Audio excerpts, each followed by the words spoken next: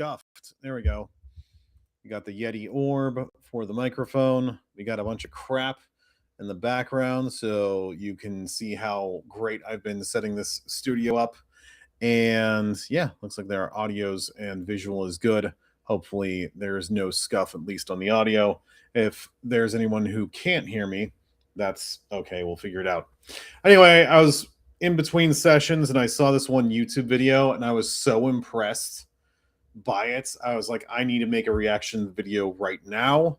It's been a while since I made any live streams, but I'm like, I am pumped because this one's really good. Now, if I can do this without causing any problems, we will be set. Let's see what we got here. Hell yeah.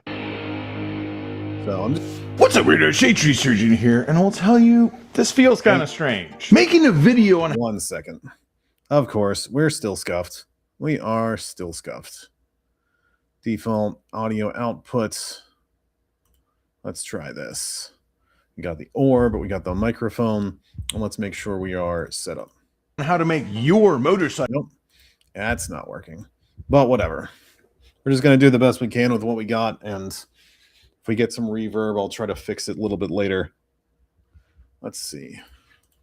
Trip, just a life-changing spiritual orgasm. Or I guess more along the lines of how to ensure it doesn't even come close to that. I have yet to contort my visage into the spiritual O-face of enlightenment on 2 wheels. But I sure have had the spiritual equivalent of getting stepped on like a bug and scraped off like a turd on 2 wheels. I've been on some epic trips, man. I won't deny that. I've come out of sandwiches smelling like roses, and I've fallen flat on my face while I'm holding aces. But I think there is a ton of people, like even just among the people who are watching this video, who have traveled millions of more miles on 2 wheels than I ever will. So take everything I'm saying with a whole shaker of salt. Because I already know that I can't tell you what will make the perfect motorcycle road trip. But I can sure as shit tell you a few things that'll definitely ruin one. Starting with number 5, overpacking. Don't do it. You can buy new toothpaste and underwear at Walmart. Just go. Number 4, over planning. Don't do it! Over-planning every little detail of a motorcycle trip is like tugging your pud to anime tentacles. When there's a red-blooded woman ready and willing to do that one thing you like, clumsily but enthusiastically, hot and ready, waiting in the room next door. Just go! Number 3, waiting on somebody to do it with you. Don't do it! Waiting on someone to go on a motorcycle trip with you is like not tugging your pud to anime tentacles. Just because there's a 0.00001% chance that there might be a girl who's willing to enthusiastically do that one thing you like waiting right next door. Just get to tugging, little par. Time waits for no man. And as they say, if you can't love the one you want, well, love the one you're with, baby. Number 2. Pack toilet paper? I don't fucking know, man. None of this other static even matters. I didn't even bother finishing my bullshit red herring list because the joke's already tired. Let's move on. We are here for number 1 because even though all of this other stuff is a factor, truly number 1 can ruin a motorcycle trip no matter how perfect any other aspect of it is. I don't care if you're riding a free motorcycle and getting paid to do it. I don't care if you struggled so manfully and triumphed so completely that Ernest Hemingway would write a novella about you. I don't care if you rode to the desert, suck-started the American dream back to life on a long fork chopper, all while staying every single night in a free blowjob motel. Do not expect your motorcycle trip to fix you. Let me say that again. Yeah, don't. Trips are wonderful, adventures wonderful, but if it's not care, it isn't actually therapy. This entire video is the meme. Men would rather travel 10,000 miles on a motorcycle, living in the forest, dying of like exposure in the woods than go to therapy. It's like, that is it. This is it. It's like people will rather do some intense travel rather than actually look inward. Crazy, right? And let it really sink in.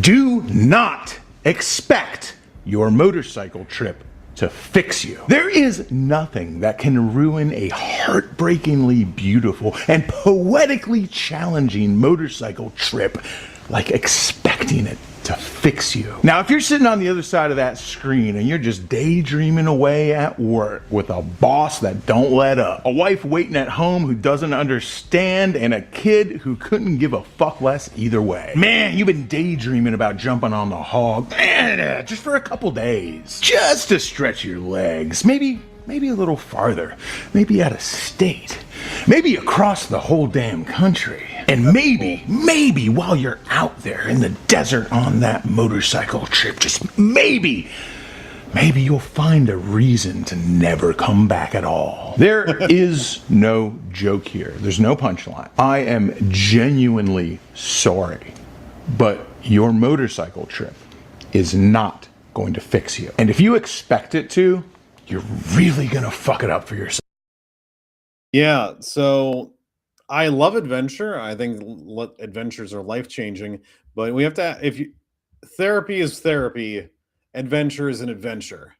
Now you can combine the two. There's so many retreats, there's so many options of I'm going into the desert to find myself. I'm going into some adventure in order to get closer to nature and see what comes up when I listen to the silence. But most people don't do that. Most people just like, oh, I'm just going to go and see what comes up, or I'm going to go and this is going to fix me.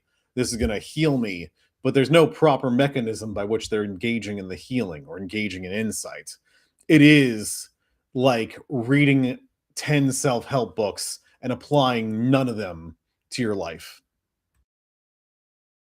There is no small amount, not unearned, mind you, but there's no small amount of romanticization of the great American motorcycle trip. We can blame Easy Rider, it's the obvious target, but Easy Rider didn't hatch from thin air. That egg was laid by a broody hen in a pile of bullshit tall talk by those who had to those who hadn't. There's this idea that a man who has somehow become dissatisfied with his life or dissatisfied with society, just a general malaise over the idea of how it's all turning out, and just this war of mundane attrition. Are we out of toilet paper, dear? I could stop by the Piggly Wiggly on the way home. I want to make sure that everybody gets to wipe their hiney. There's this idea that he can hop on a motorcycle and hit the road like a zipper. Fifth gear pin, baby, all the way. Herring away the mediocrity of what used to be and emerging as something new, something better, something true. The person that you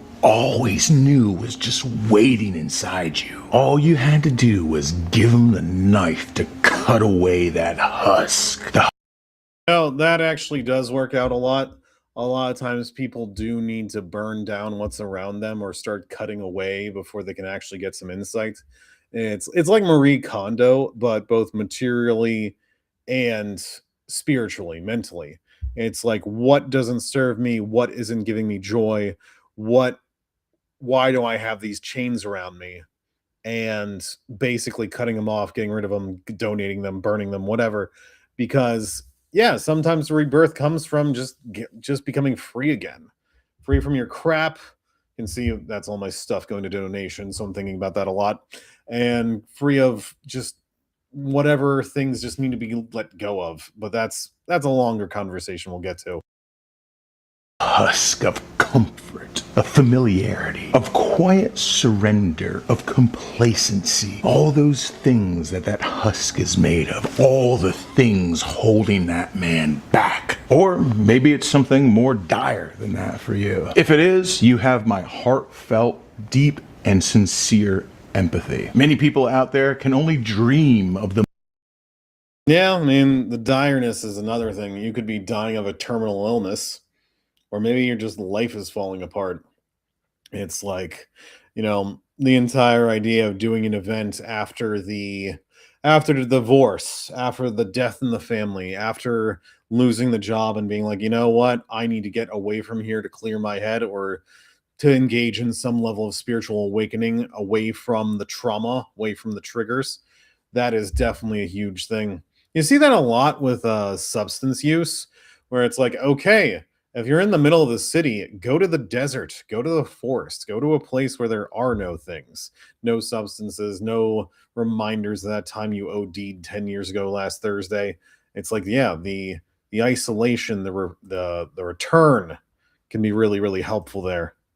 Mundaneness of a stable job, a loving wife and kids. As the old saying goes, you can drown just as easily in the ocean as you can in 6 inches of water. Regardless of why we're having this daydream or how much we deserve it, all of us, including me, who have ever expected a motorcycle trip to fix us, we're all doing the same damn thing. This rebirth fantasy, the mythologizing of the motorcycle trip as a spiritual reset button. It's really just an overly complicated form of suicide ideation. Call it ego death fantasy, call it identity annihilation, you can call it whatever you want, but it all boils down to the same thing. With this tool, with this motorcycle, this romantically dangerous machine, I will dismantle the man that has been ruined, murder him in a glorious, ostentatious, and dramatic spectacle. But do not weep for the man that was, for from his butchered bones I shall shape my new avatar. This one built fresh and clean and free from the poisons of the past. A man rebuilt with the mystic knowledge that can only be had by suffering through the white-hot crucible of adventure on 2 wheels. And yea, gaze upon this atom and know that the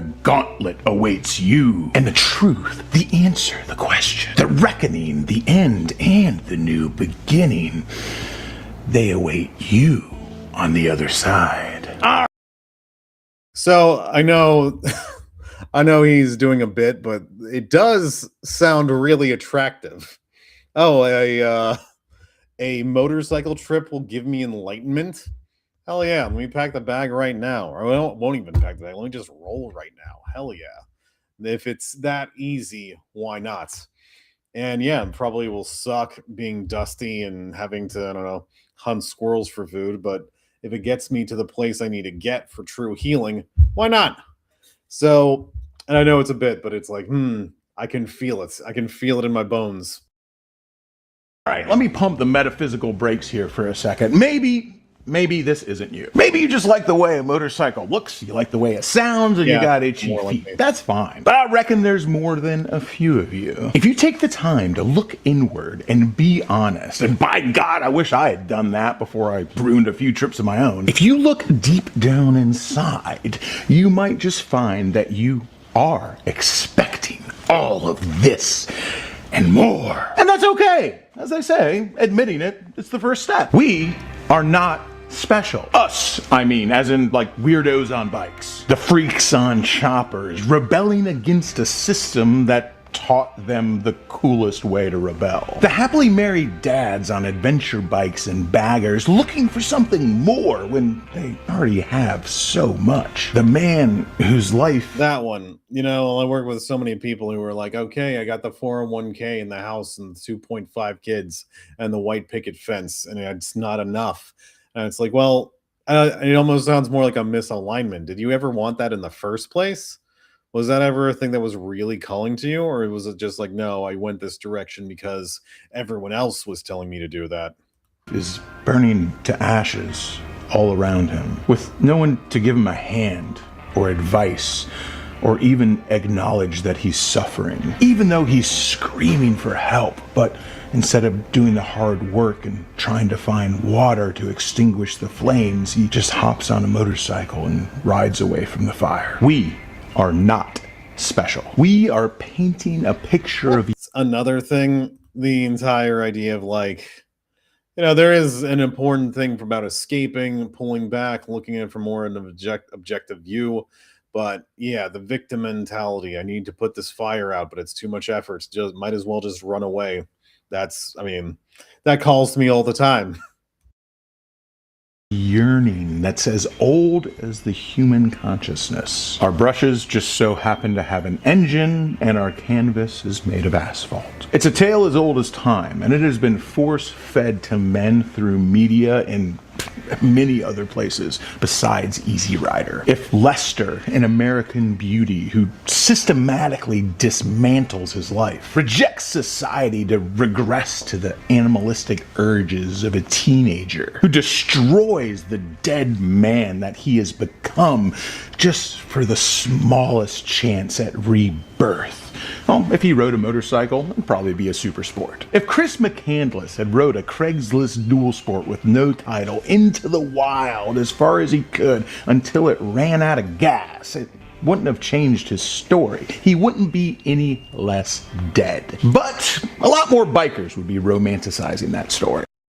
Yeah, that's McCandless, and I mean, American Beauty, I haven't seen in forever, but it's like, yes, being dead inside, searching for more, searching for adventure, searching for the last frontier, and testing your mettle, your wits, your ability against it is, hey man, it's a call to action.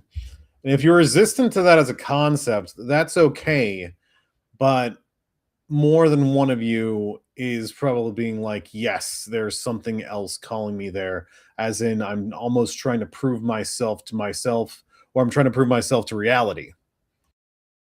If Jack's wasted life is a finance sportster, then Tyler Durden is the chopper he turns it into. I can go on and on and on with clunky, forced motorcycle analogies, but I assume at this point you're picking up what I'm laying down. The list surely doesn't stop there. The ritualized suffering, the allegorical suicide, and the spiritual rebirth trope is one of the most common tropes across all of media. Period. Travis's martyr complex in Taxi Driver, his ritualized transformation and fetishes. Yeah, that guy. So I like Taxi Driver, especially the descent into madness. And it's like I want my death to have meaning, but it's like, have you tried moving out of New York? Have you like did you try like, let me see how Texas is, let me see how Florida is, let me at least check out what Virginia has to offer. The entire idea of like, maybe you're just misplaced, maybe there's something more here than just looking at porno at the theater and obsessing over this one chick and then like losing your mind and getting into a shootout. It's like, try some other things. It's like, Steve, that's not the story. It's a tragedy about descent. But it's like, yeah, but I don't know. It's one of those things where it's like, I tried two things, they didn't work, time to give up. Of a death with meaning are more on the nose than a pimple. Ben in Leaving Las Vegas, who had meticulously planned out his agonizingly slow suicide ritual with no plans at rebirth, but still desired someone to understand him at the very end. Not to save him, mind you. No, not to save him. Sarah is never allowed to ask him to stop drinking. He only wants her there to bear witness to his ultimate truth, to be intimate with the idea of him accepting his inevitable death, and to validate the answers he finds that must surely be waiting right there, right at the point of no return. It's not just That's the other thing. I'm like, okay, trying to find, I have the beliefs, and now I'm trying to find the evidence for the beliefs. And I've talked about that in regards to personality and politics. It's like you shoot the arrow, it lands wherever it lands, and then you paint the bullseye around it. It's like, yeah, same thing where it's like, I don't know, we all just want validation. We all just want to be seen. And that's a whole thing.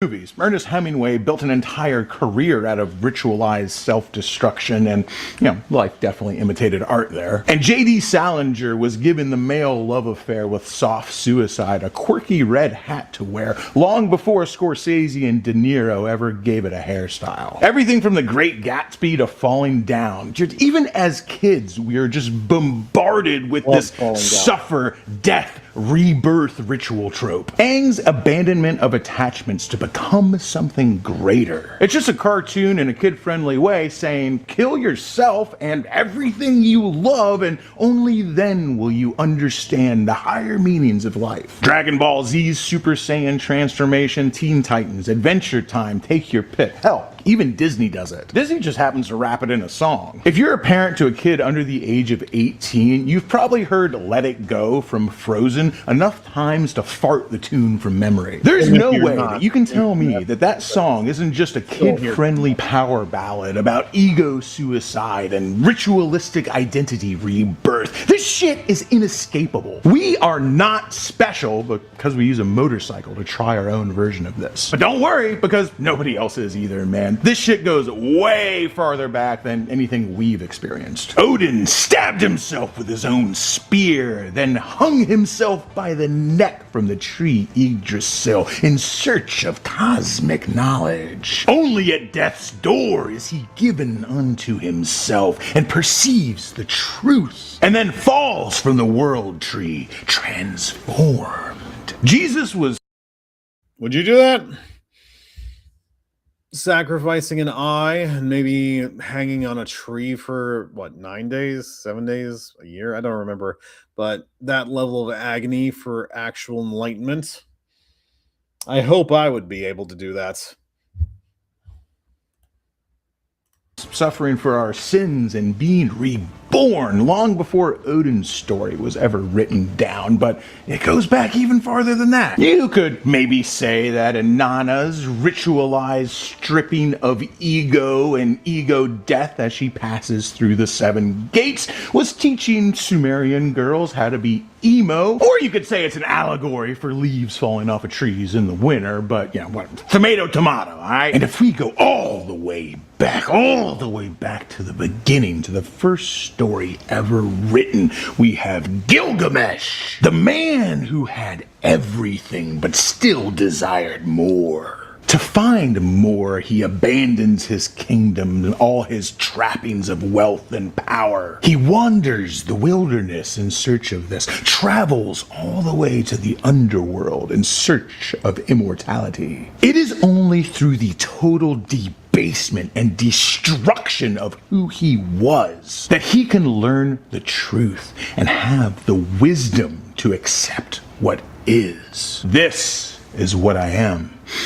This is what lasts. If this transcends us and our motorcycles, if it pushes past the stories, the myths, and the gods that shaped not just us, but literally everyone, what chance do we actually have at finding the knowledge we need to fix ourselves? It's a natural part of the human condition to engage in this death and rebirth cycle. And a psychoanalyst would say the ego thinks change equals death. It doesn't. It just means that change feels like death. And we just need to be aware that us changing ourselves is going to suck, that you will become a new person. And we all want it to be something easy. We want it to be a quick power nap, and 3 days later, you come out of the tomb, and now you got superpowers. But most of the time, it's more like a chrysalis. It's more like I'm turning myself into goo before I can spread my wings and, break myself out of the shell. It's agonizing. One of the worst things is that, it's not just the knowledge either. It's the application of the knowledge. So I'll let ShadeTree explain this a little bit more, then I'll interject. That's surely out there. It must be somewhere out there over the horizon. I don't know, man. I'm still on the first step, personally. I've admitted it, but unfortunately, acknowledging the existence of a problem doesn't instantly solve it. I do know that I have gone through many self-inflicted gauntlets of pain, suffering, and eventual triumph. Absolutely sure that on the other side, I would know something. I would feel something. I have never been more sure of anything in my life that I could fix myself with a motorcycle and some self-imposed adversity. And This is okay. So here's the thing. I think this is the part that really infuriates me because you see this so much with everyone else on Earth. And it's like, yeah, man, I just need the trip. I just need to win at the casino. I just need to become CEO. I just need to become a father or mother or, I don't know, be the best pro skateboarder that Sri Lanka has ever seen. And it's like, great, go do those things. And I'm always, always, always going to say, if there's a way to align your life to your soul, to your actual desire, and at the healthiest way possible, do it. If your home is on the other side of the planet, pack a bag. If you need to be in, I don't know, Guatemala doing the Mother Aya ceremonies so you can stare into the depths of your soul, do the thing. But do the thing mindfully. How is a motorcycle trip going to fix your soul? Heal your soul. How is anything going to heal your soul? Unless you're actually being like, the mechanism by which this heals my soul is connecting back with nature, testing myself and my own ability to face adversity. Well, if you've already done 10 motorcycle trips, you already know that. You already know you're able to do that. You're already connected with nature, maybe even enough. Yeah, maybe you need our top off every now and then to get us back to neutral. But is it teaching you anything new? You know, we'll get to that. Every time I reached the end of that journey and I got home and I eagerly probed the wounds, those yearning scars and festering sores of desire, just expecting to find them healed, expecting. What's wrong with the festering sores of desire? It's like, what's wrong with desire? There's nothing wrong with desire. Them to be fixed, and every single time I've just felt nothing. I came back from all those trips with an empty bank account, a broken motorcycle, sore ass, a few new aches and pains. I need a new seat, actually. I didn't realize how much of a sore ass I was going to get on my motorcycle until I was like, oh, this is me doing it for 3 hours. Pains that very quickly became regular aches and pains, and absolutely nothing else. So I would curse the trip. If only I'd taken more time. If only I had gone a different route. I would curse the motorcycle. If only I had taken something more reliable. If only I had taken a Honda ADV 160 or a Honda Cub. Do a cross country on a Honda Cub. I want to see that. If only I had taken something less reliable. I would curse the company. If only I had done this by myself, then I would have fixed myself. I'd curse the loneliness. If only I had gone with a friend. Then the shared experience of that adventure, that surely would have revealed the truth. So here's the other thing. So when I was doing van life for 6 months straight, the loneliness was a pain in the ass. There were some dark nights. And weirdly, this is after I had healed a lot of my trauma, because I always thought I was an introvert, but it's like, no, I am actually very extroverted and I do need a lot of socialization. But one of the other travelers I follow and know, he's like, it can be an acid or it can be a brine. It's a brine if it's the stuff you put not pickles, stuff you put cucumbers into pickles. It's the stuff you make kimchi with. This can be something that makes you wonderful if you let it eat away at you. But yeah, the loneliness is definitely a brutal thing when you're doing solo travel on the road. It would have given me the answer, the knowledge I needed to fix me. Oh, wait, I know what I'm missing. What I need to do is document it and make a YouTube channel so everybody out there can bear witness to how determined and stoic I am. That one's also tough for me. It's like, I want to travel more and I do want to document, but I feel so cringe about it. Like, even I'm not a naturally camera loving person. Doing this takes a lot of mental effort out of me. It's like, yeah, I am camera shy and It's taken decades to get over that. Perception of my ritualistic ego murder and their participation in my suffering ritual, surely that will reveal the final answer. Surely that was the one thing that was missing that'll fix me. Well, team, I hate to be the bearer of bad news here, but even having a few million people bear witness to the motorized equivalent of you plucking out your eye and hurling it into Mirmir's well, it still doesn't help you gain the knowledge that you need to be reborn right, correct, fresh, whole, fixed with whatever was missing, put back in, or fixed with something else new added on top of everything. And trust me, I think that's the other thing. People just don't. I work with a lot of people who come to me and say, Steve, I'm willing to pay your full rate for true wisdom, for knowledge, for depth. And then when I give them knowledge on a platter, they're like, screw you, I hate you. And I hate whatever you just showed me. And it's like, maybe there seems to be a negative correlation between action and insight with some people. And it's like, maybe you need to start with the knowledge first, and then the adventure, and then the action.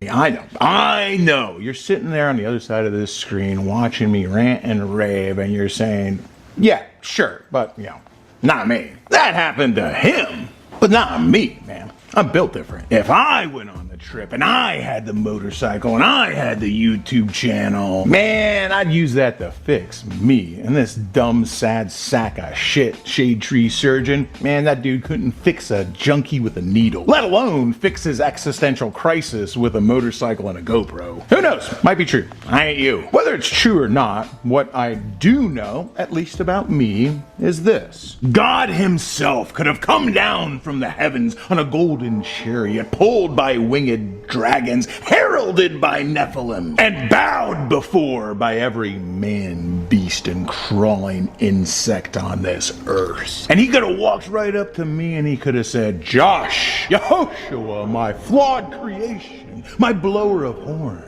let not this petty hubris allow you to think that this motorcycle trip will fix your vessel or fix your soul. And I'd have looked my creator dead in his eye and I would have said, hubris? Man, couldn't be me. I can see how that whole hubris thing might take down some other folks who are trying to fix themselves with a motorcycle trip, but I'm just built different. Better than, really. I don't think anybody out there, nobody, can get to step one, which is admitting it, without just wholeheartedly believing that, man, this motorcycle trip, it's gonna fix me. This is gonna be it. I'm gonna be fixed. I'm gonna be reborn. And having it do absolutely fucking nothing to help close whatever wound it is that you're carrying. Or maybe you'll ride cross country on a motorcycle, achieve total enlightenment, and everything will just be titties and cupcakes for the rest of your life. If that happens, well, good for fucking you, I guess. Ain't got shit to do with me. Now, this is... I would like that. It's like, okay, if you can get enlightenment through indirect action, I mean, kudos. I'm glad you can. But yeah, it just seems like almost going the wrong direction. Not me saying don't take the trip. You should definitely take the trip. The sooner the better. I mean, leave now if you can. Take the trip now. Don't wait. Pack a bag right now. Oh, TSA lines. Take the trip.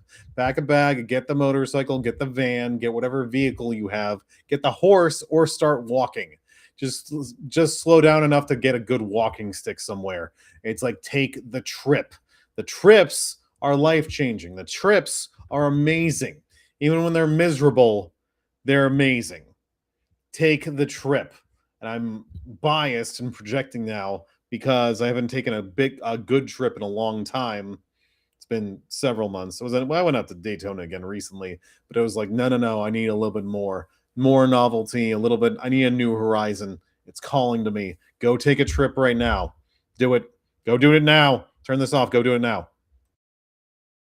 But whoa, not yet. Don't leave just yet. Leave soon, but not before hitting subscribe right down there on the ShadeTree Surgeon YouTube channel. And, make sure to visit brapstar.com for Outlive Your Enemies pre-order. And when you pack, well, make sure that it's packed with Sessions Cannabis Extract. Only the finest, available in Oregon now at your local dispensary. Ask your bud tender for the Sessions Brapstar collab. But after all of that, go, leave now, get out before it's too late. Get on a bike and go as far as you can, as fast as you can. I have let my unrealistic expectations and unachievable desires for what a motorcycle trip should be make me so blinded to what it is. It's made me not appreciate the simple beauty of America traveling by my eyes at 80 miles an hour. It's allowed me to take for granted that simple animal pleasure that comes from sleeping in a warm, dark place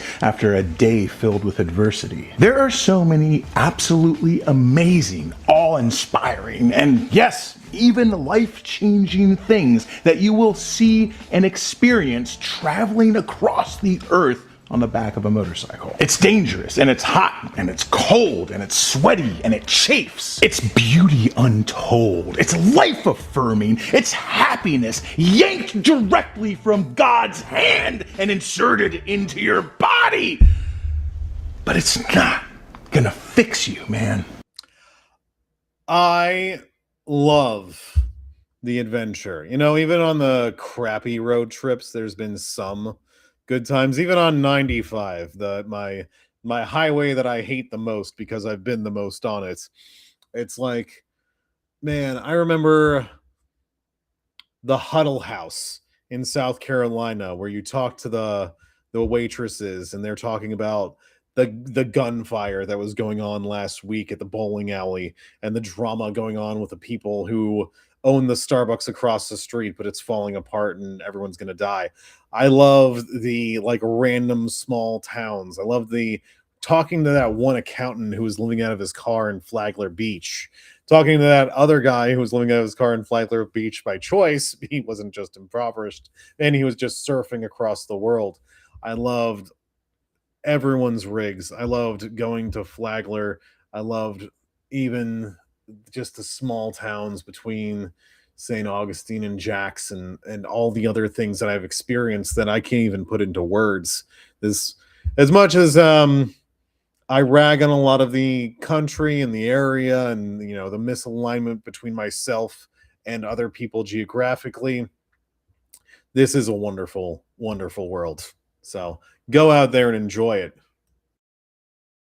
Maybe learning to accept that fact was really the friends we made along the way the whole time, or some bullshit like that. I don't fucking know. If something inside your soul needs to be fixed, you're not gonna find it out there. Whatever work needs to be done, you're gonna have to do it up here, and you're gonna have to do it in here. And no one and no thing can help you get that done. At least, not in my experience. Either you do it on your own, or you just go ahead and pretend that band-aid of validation at your self-sacrifice, heroic acts, and rebirth, Just go ahead and keep pretending that.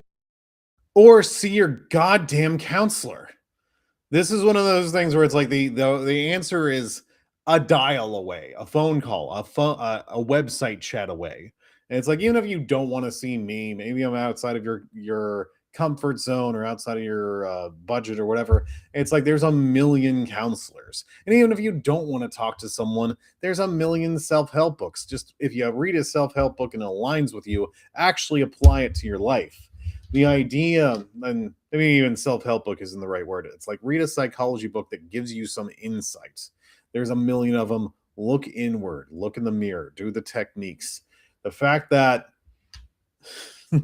once again, I'd rather ride a motorcycle than go to therapy. What am I going to do? That's gonna put Humpty Dumpty back together again. If you haven't already ruined a few amazing motorcycle trips by expecting them to fix you, I do not expect this speech to help you snatch victory from the existential jaws of defeat. By all means, or anything else. Like, forget the motorcycle trip. What else have you done as a thing to fix you or to heal you?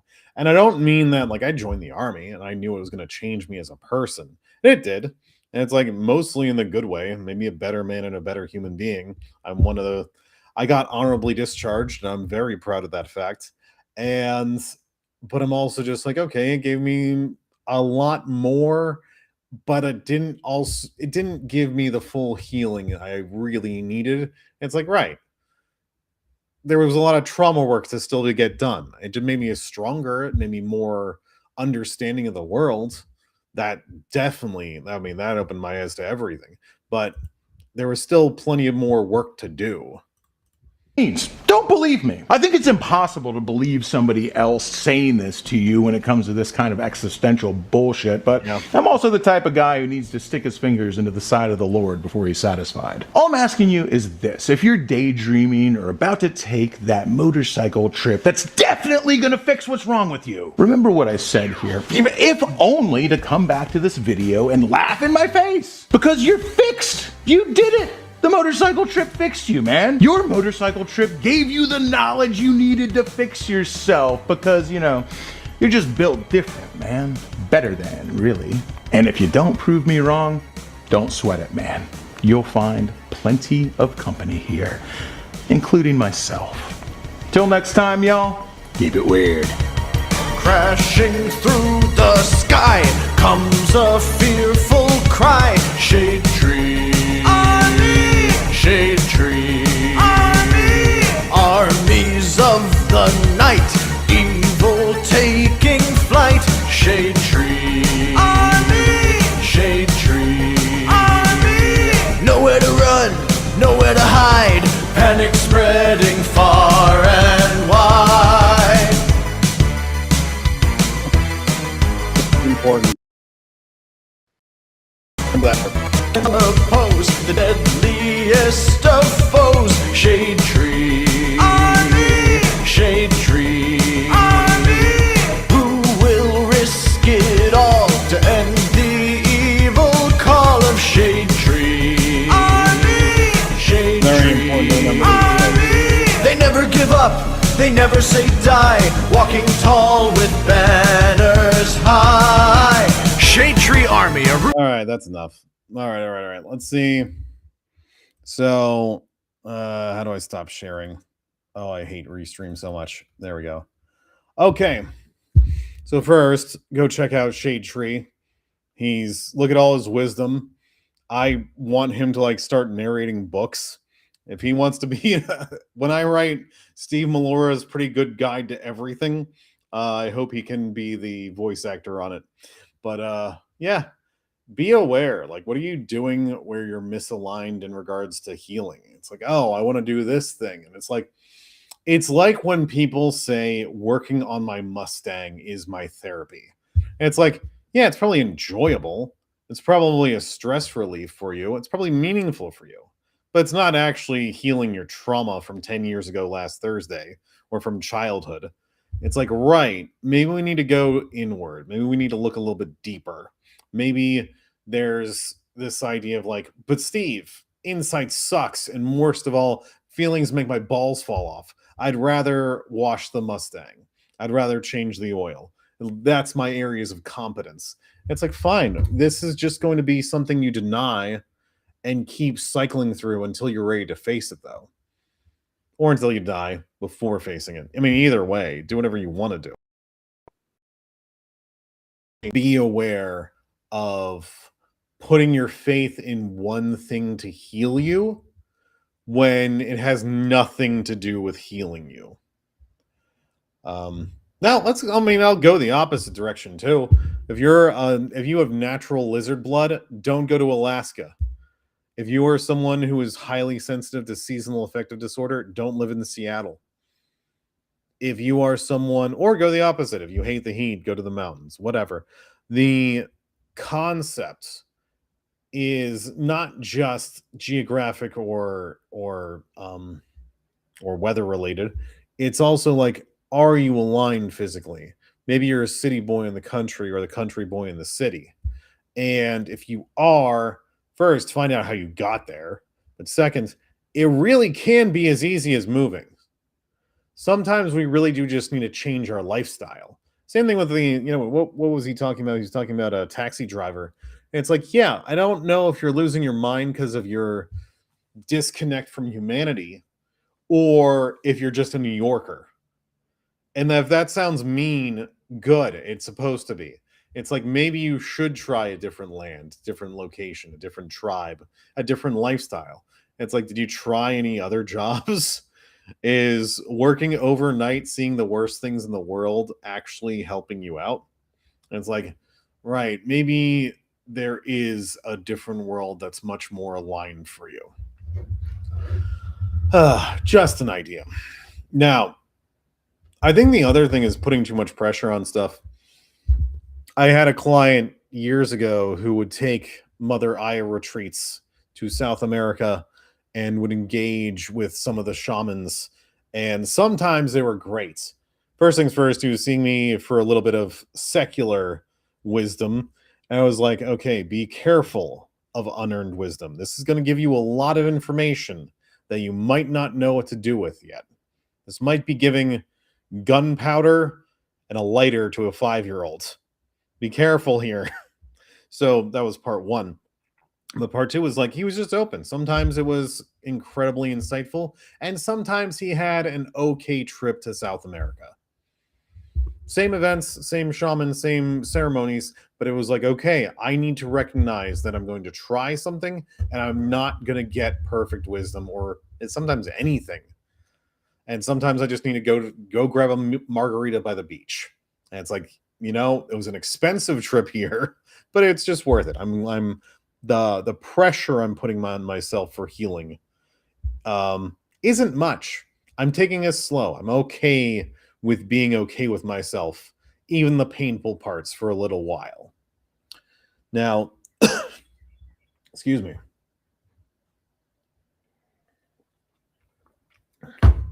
But Steve, I've been carrying around this trauma for 20 years or 2 weeks or whatever amount of time. I need relief right now. And if you have that as a mentality, that's when I usually slow down. Relief from all this stuff. You don't even know the first thing about relief yet. You don't even know how much worse it's going to get as we seek this healing. So yeah, just be aware of that and try to reduce the pressure on yourself on anything. Sometimes a trip is just a trip and you can just relax and enjoy it. Healing might have to come later, whether in my office, the church, the beach, or somewhere else, but be mindful here. Anyway, I think I've tapped out. We're about, how long have I been doing this? 47 minutes. Wow. So give some love to ShadeTree Surgeon, and I will see you next time. Much love from the Shadowlands.